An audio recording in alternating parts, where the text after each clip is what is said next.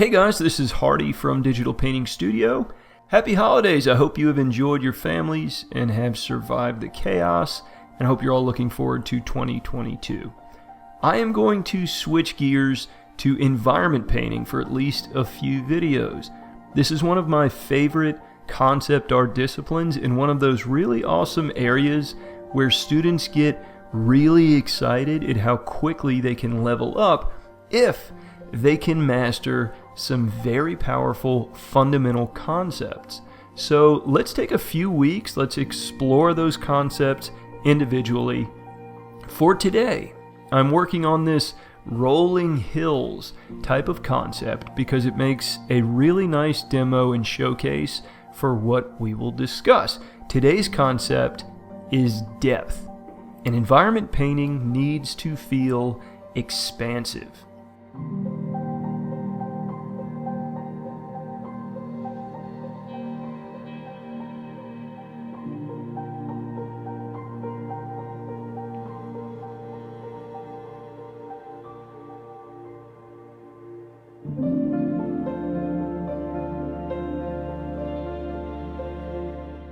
The first key to depth is in the values that we choose. Check out how near objects have a darker base or shadow color, and far objects get lighter, closer to the color of the sky. So basically, near equals dark, far equals light. I'm going to be leaning on that base principle really heavily as I lay out these initial elements.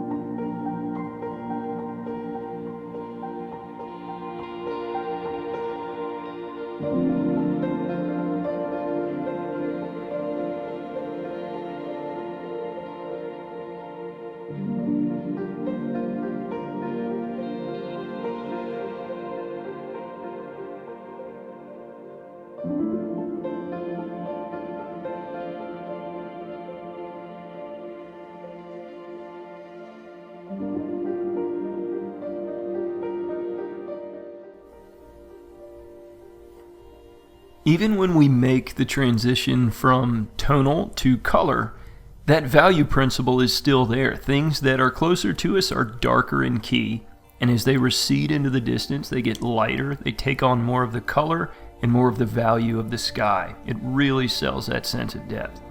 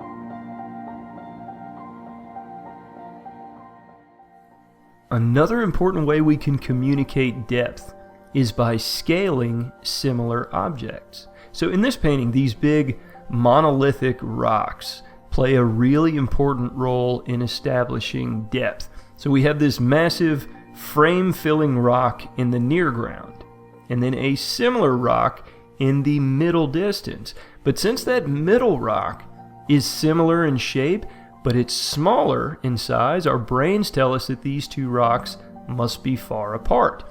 Or to put this way more simply, things look smaller when they're far away. It's obvious, but we can use that in our artwork to really establish this sense of depth. And it's a little more subtle, but a similar effect is happening with the clouds. Clouds that are closer appear larger, and the more distant clouds off towards the horizon appear smaller. It makes the sky seem huge and endless. In fact, this painting really starts to feel like it's working when I finally start getting these cloud shapes right. It always takes some exploration, a lot of trial and error, but once it just clicks, you can really get a sense of the space that this effect can create. So use that.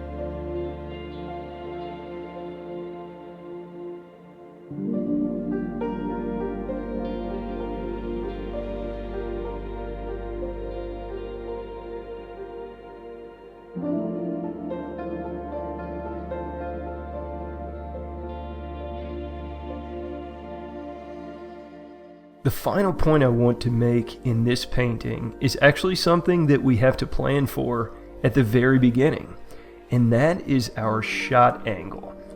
I have deliberately kept the angle very low.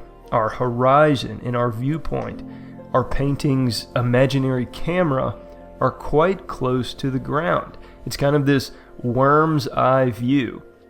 All of our attention is generally angled upward, which is where all of our great depth indicators live, the towering mountain in the distance, the clouds in the sky. And this simple camera angle decision that we've made before our first brushstroke, this can have a huge impact on the depth that our final painting is able to communicate. Now, of course, it's totally possible to make a painting look deep without a low angle, but this is just a shortcut. So if you're struggling to get a good sense of depth in your work, just try lowering the horizon, bring that invisible camera lower to the ground.